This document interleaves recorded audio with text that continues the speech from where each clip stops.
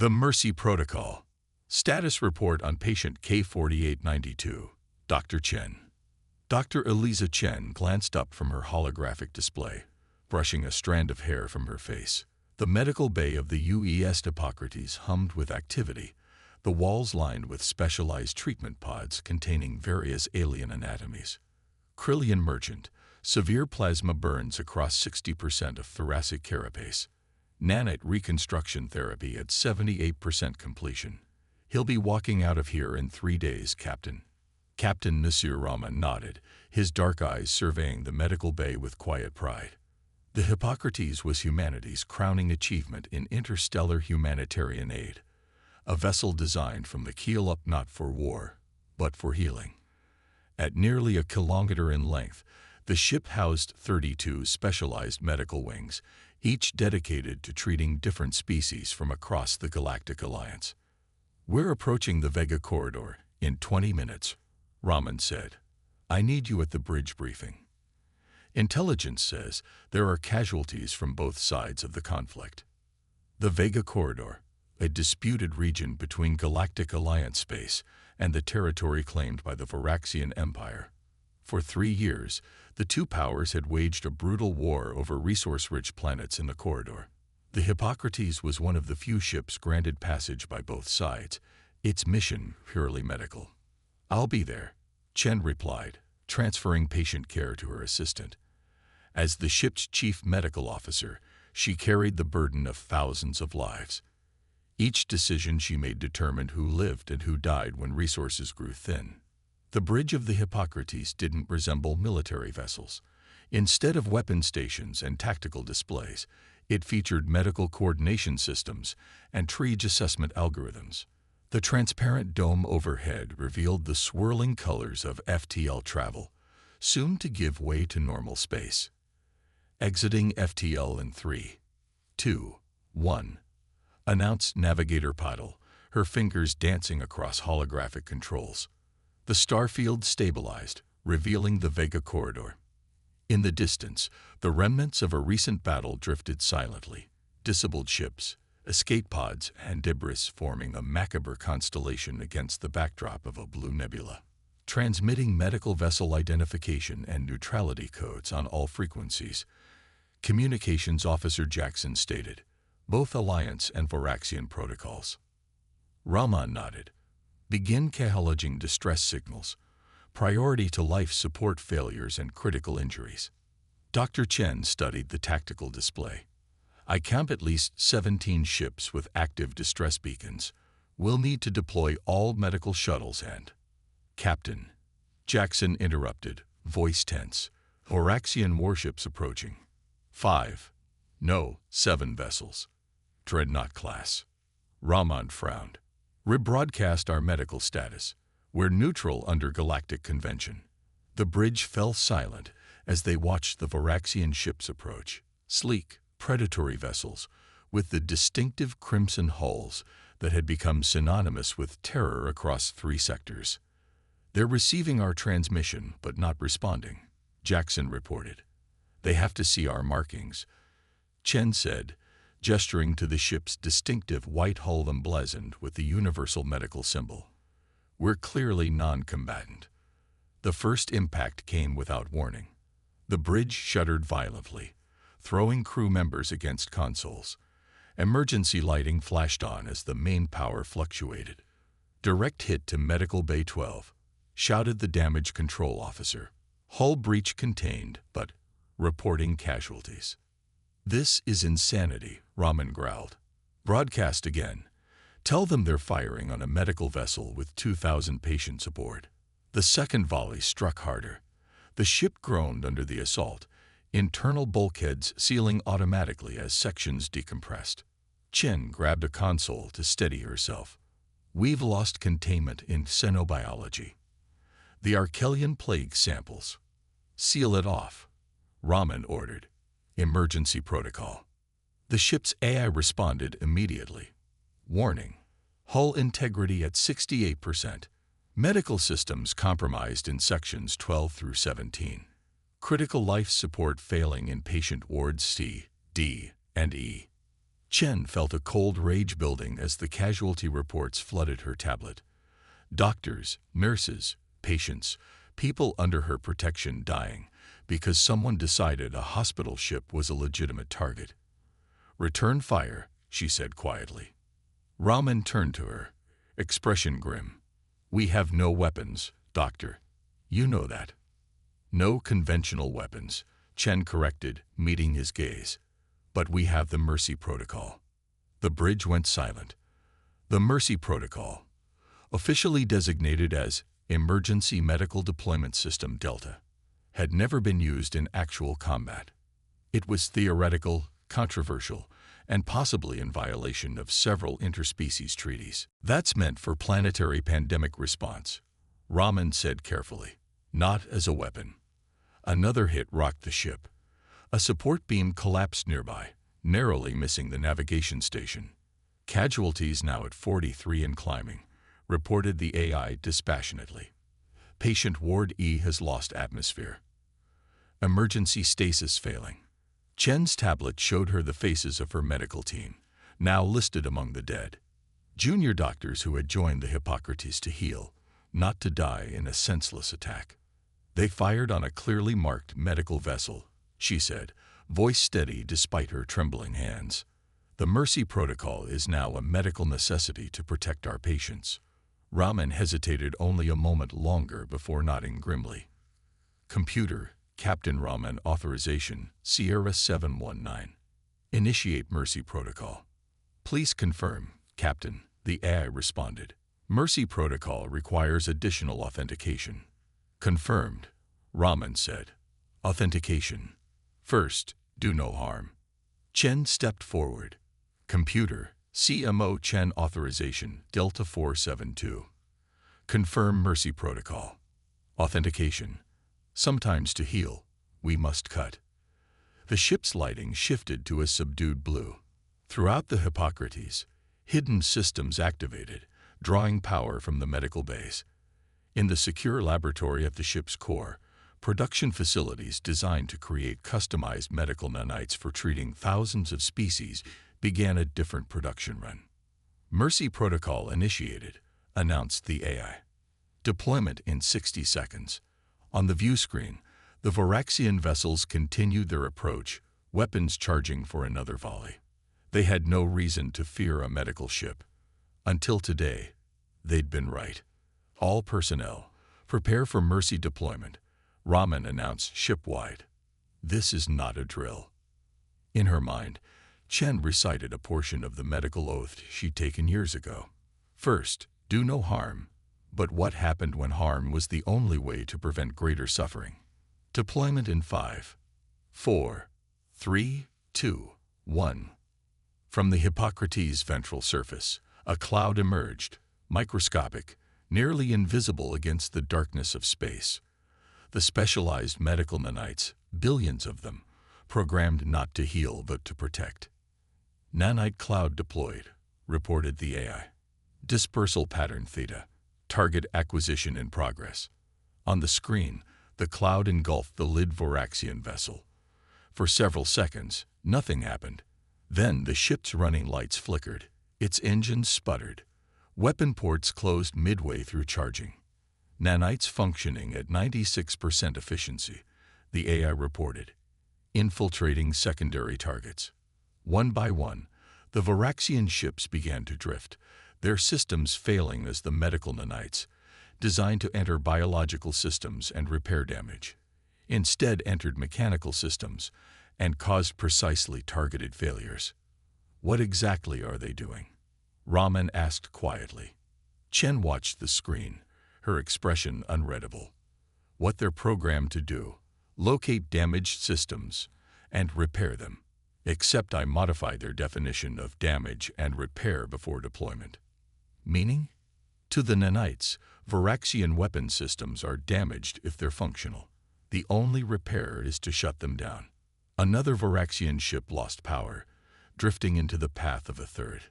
The vessels collided, though at speeds too low to cause catastrophic damage. "They're sending a transmission," Jackson announced, surprise evident in his voice. On the screen, a Varaxian commander appeared, reptilian features contorted in what might have been confusion or rage. Behind him, bridge consoles sparked and emergency lighting flickered. "What have you done?" the commander demanded, voice rasping. "Our ships are failing. Weapons offline. Life support compromised." Rahman stepped forward. "You fired on a medical vessel in violation of Galactic Convention. We defended our patients using non-lethal means." "Impossible," the Varaxian hissed. "Medical vessels have no weapons." "We don't," Chen said, moving to stand beside Rahman. "We have medicine. Sometimes the difference is merely in the application." The Varaxian commander's eyes narrowed. You are using medical technology as a weapon. This is unprecedented." "As is firing on a hospital ship," Rahman replied coldly. "Your life support will hold for approximately 6 hours, long enough for us to finish our humanitarian mission and depart. After that, the nanites will self-deactivate, allowing your systems to be restored." The communication ended abruptly as the Varaxian ship lost transmission capability. On the view screen, the 7 warships now drifted harmlessly, their fearsome weapons silenced. "Begin rescue operations," Rahman ordered, turning away from the screen. "Medical teams to shuttle bay. We still have a job to do." As the bridge crew scrambled to organize the response, Chen stared at the disabled Varaxian fleet, wondering if they had crossed a line that could never be uncrossed. The Hippocrates had been built to heal. Today, it had done something else entirely. "Do you think we did the right thing?" she asked quietly. Rahman didn't answer immediately. "I think we've just changed the way the galaxy looks at human medical ships," he said finally. "Whether that's good or bad remains to be seen." Outside the view screen, the nanite cloud dissipated, its work complete. The Hippocrates turned away from the disabled fleet, moving toward the wounded and dying who still needed their help. The ship's white hull gleamed in the light of the distant stars, its medical symbol standing out clearly against the darkness of space. A symbol that, as of today, would never be seen quite the same way again. When healers strike back, Fleet Admiral Krex stared at the tactical display with growing unease. 7 warships, including his flagship, the Dominant Claw, disabled in under 6 minutes, not damaged by conventional weapons, but simply stopped. Life support functioned at minimal capacity. Communications operated sporadically. Weapon systems refused to respond at all. "Explain this to me again," he growled at the chief engineer, who cowered before him. "The systems are intact, Admiral," the engineer said, mandibles clicking nervously. "But they refuse to function. It's as if something has reconfigured them from within." "A human medical ship did this." Krex's tone made it clear how absurd he found the idea. "The scans confirm it, Admiral. They released some kind of microscopic agents into our ships. Our systems register them as attempting repairs, but the effect is precisely the opposite." Krex turned to the viewport where the UES Hippocrates was visible in the distance, its white hull unmistakable against the backdrop of space. The vessel was currently deploying smaller craft, medical shuttles reaching escape pods and damaged ships from both sides of the conflict. "They're still conducting rescue operations," his second-in-command observed, "even after our attack." "Because they're weak," Krex snapped, though uncertainty crept into his voice. "Compassion is weakness. Is it weakness that disabled 7 of our most powerful warships without firing a shot?" the second asked quietly. Krex had no answer for that. Aboard the Hippocrates, Dr. Chen supervised triage in the main medical bay. The casualties were mounting, both from the attack on their own ship and from the battle they'd arrived to address. Medical staff worked tirelessly, moving between beds with practiced efficiency. "How's our nanite production?" she asked Dr. Mbeki, the ship's nanomedicine specialist. Mbeki looked up from his console, dark circles under his eyes. "We've diverted 70% back to medical applications. The remaining 30% is maintaining the containment field around the Varaxian fleet." Chen nodded, checking the vitals of a young Alliance pilot whose legs had been crushed in her cockpit. And the ethical subroutines. Still active, Mbeki confirmed. The nanites will prevent the Voraxians from attacking, but they won't interfere with life support beyond the minimum necessary to disable their offensive capabilities. The ethical constraints had been Chen's insistence when the Mercy Protocol had first been conceptualized. The nanites were programmed with versions of medical ethics: preserve life, prevent suffering, respect autonomy when possible. Even when used defensively, they were designed to incapacitate, not kill. "Dr. Chen to the bridge," came Captain Raman's voice over the comm system. "We're receiving a transmission from Galactic Alliance Command." Chen handed her tablet to a resident. "Continue the stabilization protocol. I'll be back." On the bridge, Raman stood before a holographic projection of Admiral Winters, the Alliance's most decorated officer. His weathered face bore the expression of someone trying very hard to remain calm. "Repeat, what exactly did your vessel do to the Voraxian fleet?" Winters was asking as Chen entered. Raman gestured for Chen to join him. "Admiral, our chief medical officer can better explain the technical aspects." Chen stepped forward. "We deployed medical nanites, sir. They're primarily designed for internal trauma treatment and disease management, but we repurposed them." "Repurposed them how, exactly?" Winters demanded. "The nanites infiltrated the Voraxian ships through ventilation and water reclamation systems, the same way they'd enter a body to treat illness. Once inside, they identified ships' weapons and propulsion systems as pathogens and neutralized them accordingly." Winters stared at her. "You weaponized medical technology." "We defended a medical vessel using the tools available to us," Raman interjected. "The Voraxians fired first, despite clear identification of our status." Winters ran a hand through his gray hair. "Do you have any idea what you've done?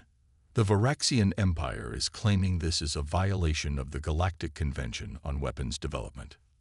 "That's rich, coming from the side that fired on a hospital ship," Chen said, unable to keep the edge from her voice. "I'm not disagreeing with you, Doctor," Winters sighed.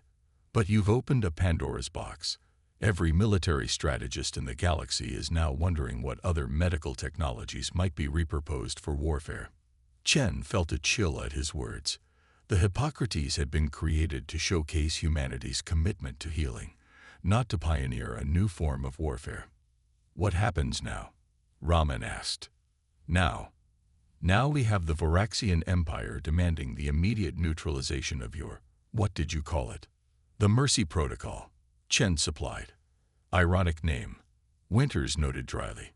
"They're also demanding your ship be impounded and your medical databases seized." "That's not happening," Raman said flatly. "Of course it's not," Winters agreed. "In fact, the Alliance Security Council is rather pleased with the outcome, even if they're publicly expressing grave concerns. The Voraxian fleet had been targeting civilian transports before you arrived." Chen frowned. "So what's our official position?" "Officially, we're launching an investigation into potential misuse of medical technology," Winters said. "Unofficially, I'm ordering you to continue your humanitarian mission while we negotiate with the Voraxians." After the transmission ended, Chen turned to Raman. "They're going to want the technology." "Everyone will," he agreed grimly. "We've shown the galaxy that a medical ship can defend itself. That knowledge can't be unlearned." 2 days later, the Hippocrates had completed its primary mission. The wounded had been treated, the dead respectfully handled according to their various cultural practices. Throughout it all, the Voraxian fleet remained disabled, their crews growing increasingly desperate. "The nanites will self-deactivate in approximately 12 hours, Mbeki reported. "Their systems will gradually return to functionality." Raman nodded. "Good. We'll be well away by then." "Captain," Jackson called from communications, "the Voraxian Admiral is requesting to speak with you, and specifically with Dr. Chen." Chen looked up in surprise. "Me? Why?" "One way to find out," Raman said, nodding to Jackson. "Put him through." Admiral Krex appeared on screen, his reptilian features looking more drawn than during their previous communication. Behind him, emergency lighting cast his bridge in an eerie red glow. "Captain Roman," he began, voice raspier than before. "My crew is experiencing medical difficulties." Roman raised an eyebrow. "What kind of difficulties?" "Our life support systems are functioning at minimal capacity. The air scrubbers cannot fully process our atmospheric needs. Several of my crew are showing signs of respiratory distress." Chen stepped forward.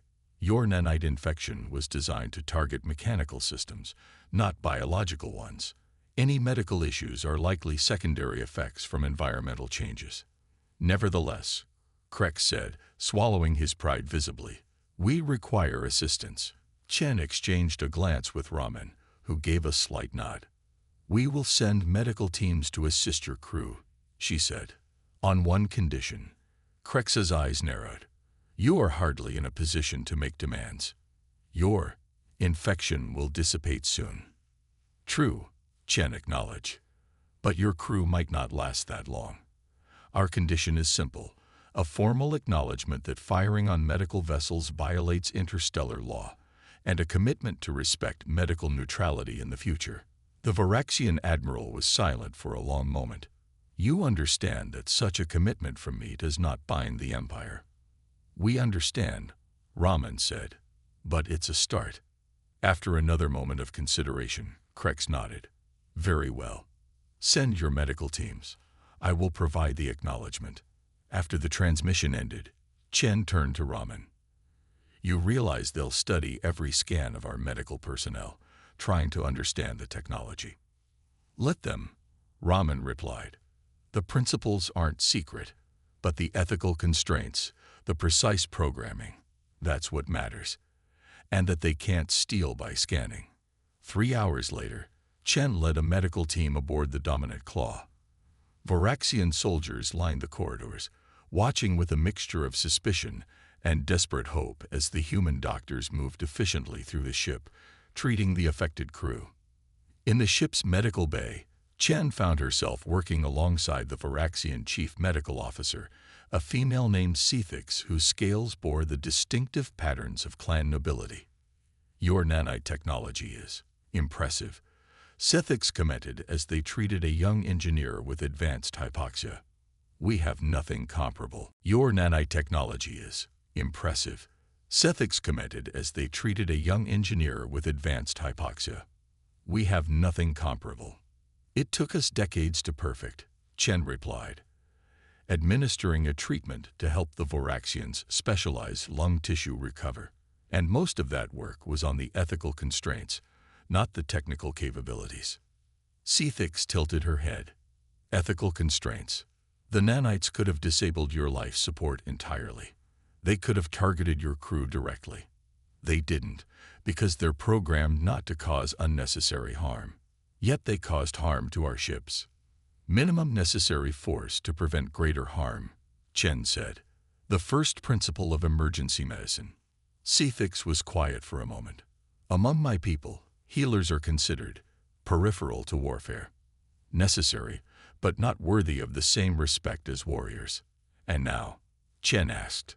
The Varaxian medical officer looked at her with newfound respect. "Now I suspect that will change." When the Hippocrates finally departed the Vega corridor 3 days later, the story of the medical ship that defeated a Varaxian battle group had already spread throughout known space. Galactic Alliance officials publicly condemned the misuse of medical technology, while privately commissioning studies into similar applications. The Varaxian Empire withdrew its fleet from 3 disputed systems, citing tactical redeployment. On the bridge, Chen stood beside Raman as they prepared to jump to FTL. "Was it worth it?" she asked quietly. "We saved our ship, but we may have changed the nature of warfare forever." Raman considered this. Before us, medical ships were targets. Now, they'll be approached with caution. "Because they're feared, not respected," Chen pointed out. "Perhaps initially," Raman acknowledged. "But fear can evolve into respect. The Varaxians now understand that healing and harming are two sides of the same knowledge, that those who understand life best also understand how to protect it. As the Hippocrates entered FTL, its white hull disappearing into the swirling colors of faster-than-light travel, the message it had delivered resonated across the galaxy. Those who dedicate their lives to healing should never be underestimated. For sometimes, the hand that heals can also defend itself, and do so with a precision no weapon could ever match.